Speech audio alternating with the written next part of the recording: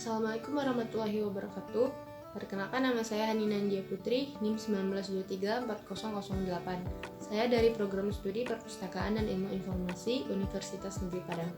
Yang saya hormati Ibu Desrieni, Esos Emikom selaku dosen pengampu dalam mata kuliah Reservasi dan Konservasi. Baiklah, dalam video kali ini saya akan membahas materi terkait dengan cara pelestarian bahan pustaka. Baiklah, langsung saja kita masuk ke pembahasan materinya. Yang pertama yaitu cara pelestarian bahan pustaka dari faktor biologi. Faktor biologi itu terbagi atas 3, yaitu binatang pengerat, serangga, dan jamur. Binatang pengerat. Tikus adalah binatang pengerat yang paling susah untuk dibasmi. Biasanya usaha yang dilakukan oleh manusia untuk membasmi tikus adalah dengan memasang perangkap tikus. Pencegahan dan pembasmian tikus dapat dilakukan dengan memperhatikan hal-hal berikut. Yang pertama, melakukan pemeriksaan secara teratur terhadap bangunan ataupun ruangan penyimpanan bahan pustaka, dan seandainya jika terdapat lubang atau sarang tikus, hendaknya ditutupi atau dibasmi dengan bahan yang sesuai. Yang kedua yaitu menggunakan berbagai jenis perangkap tikus dan lem tikus. Yang kedua yaitu serangga. Belakangan ini bahan-bahan kimia pembunuh serangga telah banyak dipasarkan di toko-toko. Namun penggunaan bahan kimia untuk memberantas serangga, yaitu pestisida, penggunaannya harus dilakukan secara hati-hati karena semua bahan kimia ini mengandung racun yang kadang-kadang dapat membahayakan kesehatan manusia juga. Pemberantasan serangga dapat ditempuh dengan cara berikut. Yang pertama yaitu penyemprotan dengan menggunakan bahan insektisida atau bahan pembasmi serangga, yaitu pada bagian lantai, tembok, langit-langit, dan rak buku yang dilakukan secara berkala. Yang kedua yaitu penggunaan gas beracun, yaitu dengan melakukan fumigasi dan pengasapan.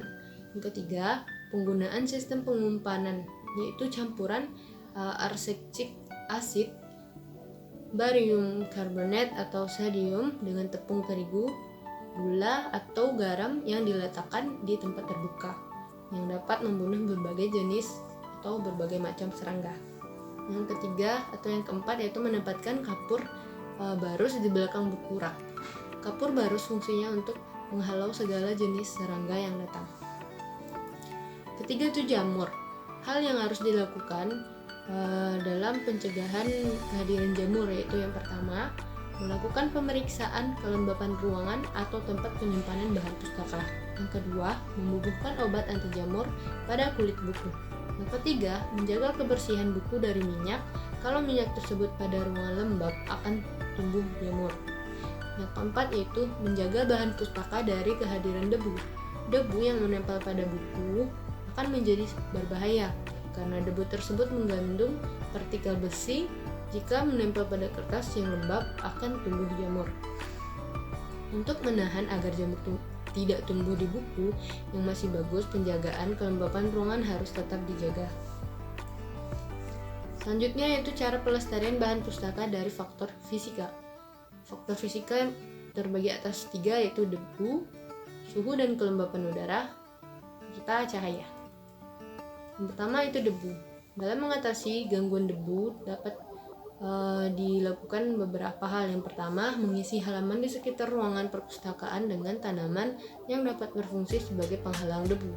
Yang kedua, jendela-jendela atau ruangan perpustakaan ditutup dengan kain jendela, serta memasang kawat yang halus pada lubang-lubang atau ventilasi angin. Yang ketiga, sedikitnya seminggu sekali, kalau dapat setiap 2 atau 3 kali sehari, buku-buku dan bahan perpustakaan dibersihkan dari debu yang bersarang di atasnya. Sebaiknya digunakan mesin penghisap debu atau vacuum cleaner. Kalau tidak ada vacuum cleaner, sebaiknya gunakan lap basah saja dan jangan gunakan bulu ayam. Yang kedua itu suhu dan kelembapan udara. Ruang yang terlampau lembab mendatangkan banyak bahaya bagi koleksi bahan pustaka. Kelembapan bisa saja terjadi akibat adanya genangan air di dalam ruangan ataupun karena ada suhu di sekitar lingkungan ruangan. Bila kelembapan di dalam ruangan koleksi bahan pustaka melebihi ukuran normal, maka terbukalah kemungkinan bagi jamur dan serangga perusak buku untuk hidup dengan leluasa.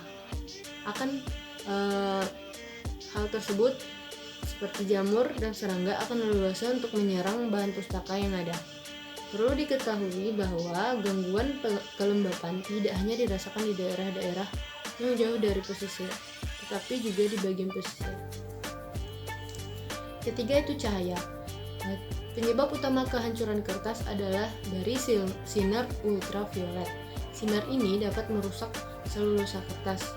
Dalam mengatasi cahaya yang langsung dapat dilakukan beberapa cara, antara lain yang pertama, pada tiap jendela dipasangkan kain atau gorden dan selalu ditutup bila matahari bersinar terik.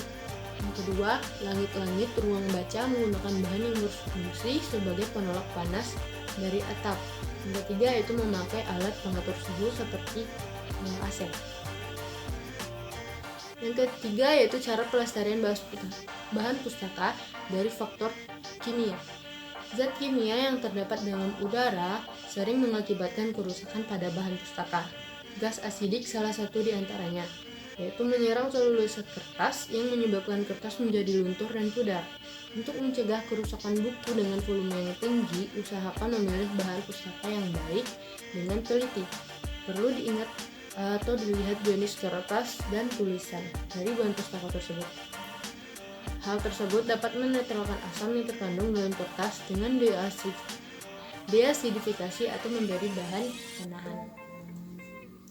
Selanjutnya itu cara pelestarian bahan pustaka dari faktor lainnya. Di sini faktor lainnya itu terdapat dua, yaitu manusia dan bencana alam. Yang pertama itu manusia.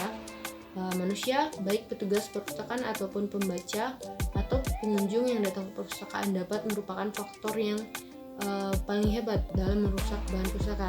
Banyak kerusakan yang dapat dihindari jika kita mengetahui cara pencegahannya. Perawatan yang dapat dilakukan pada bahan pustaka yaitu dengan cara mengumpulkan, menyatukan, mengurut nomor halaman, dan kemudian dijilid kembali. Punggung buku yang rusak diperbaiki dengan cara membongkar punggung buku dan menggantinya dengan yang baru. Selanjutnya, kerusakan pada kantong buku yang terlepas dari fisik buku diperbaiki dengan cara menempelkan, mengganti, dan dengan yang baru. Yang kedua itu bencana alam. Bencana alam merupakan suatu peristiwa yang tidak dapat dihindari atau tidak dapat disangka-sangka sebelumnya. Bencana alam bisa saja terjadi dan tidak tahu kapan akan terjadinya. Adapun penjelasan lebih detail mengenai jenis bencana alam dan upaya yang harus dilakukan adalah sebagai berikut. Yang pertama itu menghindari dari bahaya api, banjir, dan listrik. Yang kedua, dilarang merokok di dalam ruangan. Ketiga, memeriksa kabel listrik secara berkala. Yang keempat, memasang alarm. Yang kelima, menempelkan bahan-bahan yang mudah terbakar di tempat sendiri atau diasingkan. Yang terakhir itu mengontrol air setiap turunnya hujan. Baiklah, hanya itu yang dapat saya sampaikan terkait materi cara pencegahan pelestarian bahan pustaka dari beberapa faktor. Saya Nina Dia Putri, mohon maaf jika ada kesalahan. Assalamualaikum warahmatullahi wabarakatuh.